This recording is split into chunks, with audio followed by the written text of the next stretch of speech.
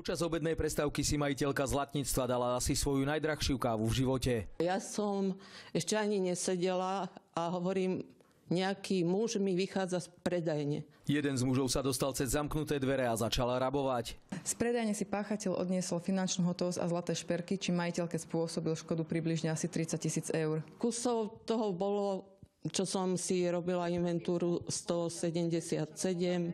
Ako každý obchodník, aj táto žena sa spoliehala na predvianočné tržby. Ja som čakala, že sa to trocha pohne, že povyplácam. No, bohužiaľ. Pred mesiacom vykradli Zlatníctvo presne oproti. Vtedy majiteľke spôsobili škodu za takmer 11 000 eur. Poškodená majiteľka videla aj túto krádež. Som videla, jak tam zberajú niečo pod bránu.